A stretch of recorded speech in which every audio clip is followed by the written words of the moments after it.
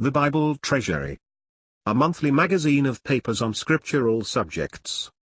Article 7, Volume 4, 1862. Living to self or to Christ. 2 Corinthians 5 verses 14 to 16. 04-1862-072.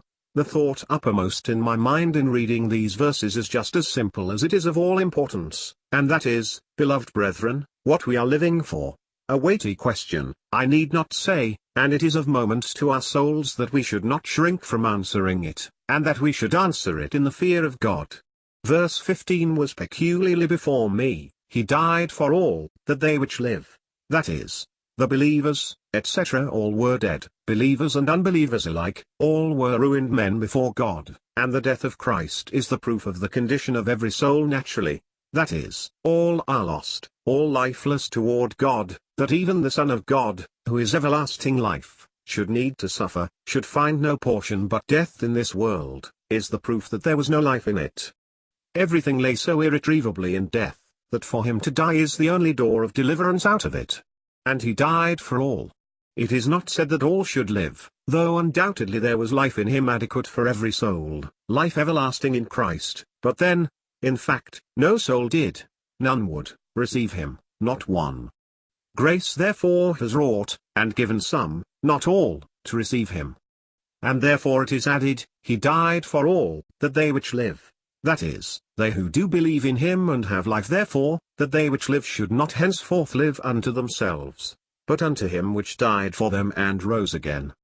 Now, there is never a question day by day that arises, but what brings out one of these two things, that is, whether we are living to ourselves or to him who died for us and rose again.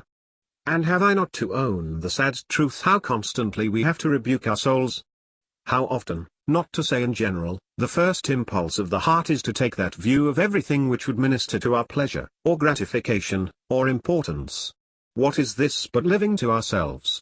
When any question comes before us, when anything, either in the way of an evil to be avoided, a loss to be shunned, or something to be gained, some object that comes before us, is it not our tendency to look how it will bear upon us and to give it that turn which will be for our profit or advantage in some way or another? I do not say always personally, it may be for our family, for our children, looking onward to the future or at the present. Now, we are always wrong when we do it. God would not have us to neglect the real good of those dear to us and dependent on us. But the question is, whether we trust ourselves or Christ. Are we adequate judges of what is best for our children? Are we the least biased and the wisest to decide on that which would be for, not the passing profit, but the good which endures forever? It comes to a very simple issue. We have two natures, one which is always grasping for something that will please and exalt itself, and another which, by the grace of God, is willing to suffer for Christ, and clings to what is of Christ. But as the Apostle says elsewhere, not that which is spiritual was first, but the natural, and afterwards the spiritual. So it is precisely in our practical experience. The thought that is apt promptly to arise when there is trial and difficulty, is the simply natural one, how to get out of it, not, how am I to glorify God in it, and turn it to the praise of Christ. Then, again, if there is any prospect of improving circumstances, this is the first thought, that which is natural. Ought we not to be upon our watchtower with respect to this? Should we not have it as a settled thing for our hearts, this is my danger? We may not all be tried in the same way, for that which would be a gratification to one might not be so to another. But there is one sad thing in which we all agree, we have a nature that likes self, and seeks to gratify it, and we have hence a tendency to indulge that nature as the first thought of the heart. But let Christ only come before our souls, let us bethink ourselves of him, when either trouble or pleasure comes before us, and what then? That which is natural fades away, we judge it. We say, that is a thing which brings no glory to Christ, and what are we here for? Let us remember that God has done everything to fit us for his presence. He has made us meet to be partakers of the inheritance of the saints in light.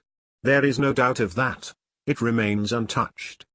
But the practical question for our souls is, whether our hearts, knowing the perfect goodness of our God and Father towards us, enter into this great thought, that he now sets Christ, dead and risen, before us, in order that, in the presence of the angels as well as of men, yea, in his own presence, there may be the wonderful spectacle of beings who once lived for nothing but self, here, by the very image of Christ before their souls, lifted above self altogether.